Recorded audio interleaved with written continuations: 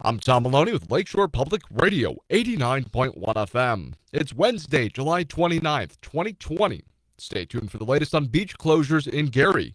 Saliva tests for the coronavirus are available in Valparaiso, and we remember former Governor Joe Kernan. Gary Mayor Jerome Prince on Tuesday ordered the closure of Gary's beaches for 2 weeks beginning today because of a rise in coronavirus cases in the city. In a news release, the mayor said he instituted a plan to keep the beaches open with social distancing guidelines, but Gary Health Commissioner Dr. Roland Walker recommended the beaches be closed to effectively control the inundation of parks by residents and visitors. The mayor says, quote, "We continue to see almost daily double-digit increases in our new COVID-19 positive cases in Gary," end quote. Prince's orders to close the beaches and their parking lots, as well as Marquette's shelters and parking, will close the park itself. The park itself will remain open for walking and cycling with appropriate social distancing. Other Gary parks will remain open. Having a swab stuck up one's nose is not the only way to get the test for the coronavirus. Great Lakes Laboratories in Valparaiso is believed to be the only laboratory in the area offering the saliva test for COVID-19. The company's done years of work for the criminal justice system and DNA testing to provide information about how prescription drugs would interact with a person's genetic makeup. That testing provided the Great Lakes Lab's entry into the COVID-19 testing market. President and CEO Michelle Volk says they already had the equipment, so they got involved right away. A federal court judge placed a 1-year term of probation on a Portage woman who embezzled money from Gary's financially troubled Genesis Center. Judge Teresa Springman handed down the sentence on 52-year-old Victoria Wilson, who pleaded guilty to using her position as bookkeeper and interim executive director of the city-owned convention center between March and October of 2017 to steal some of its revenue. She could have faced 10 years in prison. A co-worker, 62-year-old Deborah Black, awaits sentencing next month of charges that she stole more than $16,000 from the Genesis Center in 2017 as well. Former Governor Joseph Kernan passed away in South Bend after a lengthy illness at 74 years old today. His distinguished career began as a Navy lieutenant. He and his co-pilot were shot down while on reconnaissance missions over North Vietnam in 1972. He spent 11 months as a POW in Hanoi, including the infamous Hanoi Hilton prison. He came home to go into business and got into local politics, serving 3 terms as South Bend's mayor. In 1996, Frank O'Bannon, who was running for governor, asked Kernan to join him on the ticket as the candidate for lieutenant governor. O'Bannon and Kernan were elected in November of that year.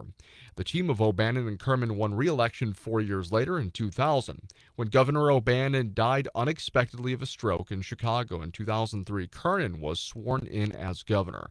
After retiring from politics, he came home to South Bend to businesses, including as the owner of a local baseball team. Kernan continued to work as an adjunct professor at the University of Notre Dame and through his own consulting firm until his death today. Funeral arrangements are pending. Current Governor Eric Holcomb says through his decades of servant leadership and sacrifice, Joe Kernan modeled all of the best of what it means to be a Hoosier, and his legacy will continue to live on in each of us whom he inspired. In sports, the 4-1 Cubs take on the 1-4 Cincinnati Reds at 5:40 in Game 3 of their 4-game series today. And the last place, Chicago White Sox at 1-4 look to avoid getting swept out of Cleveland by the first place 4-1 Indians at 5:10 this afternoon. The Oilmen victorious yesterday, moving to 14-7 on the season, but still in second place, take on the MCL Minutemen at 2 o'clock today. The Minutemen are 8-14. Notre Dame will have to wait to find out its 2020 season plans in the Atlantic Coast Conference. A person involved in the situation says ACC university presidents will delay voting on a revised football schedule for the league when they meet Wednesday. The person spoke to the Associated Press on the condition of anonymity because the ACC had not yet publicly revealed its plans. ACC athletic directors have been working on schedule models to accommodate potential COVID-19 disruptions. games. The models include 10 conference games and 1 non-conference, or 8 conference games and 1 non-conference game. They also include Notre Dame playing as a full-fledged member for 2020, though there were financial considerations still to be worked out. And the Indianapolis Indians baseball team says they will form a committee to consider changing the team's longtime name. Team officials say the name is derived from Indiana, which translates to Land of the Indians, and the city name, which translates to City of Indians. It has been used since 1902. The team is the AAA affiliate of the Pittsburgh Pirates. It is the most recent sports franchise with a Native American name to consider a change amid criticism that the names are insensitive or racist. Looking at your lakeshore weather forecast today, a 30% chance of showers and thunderstorms, mainly after 3 o'clock, otherwise mostly sunny with a high near 87. Tonight, scattered showers and thunderstorms mainly before 10 o'clock, otherwise mostly cloudy with a low near 67. Thursday, a 30% chance of showers and thunderstorms, otherwise mostly cloudy, a high near 80. Friday, sunny skies, a high near 80.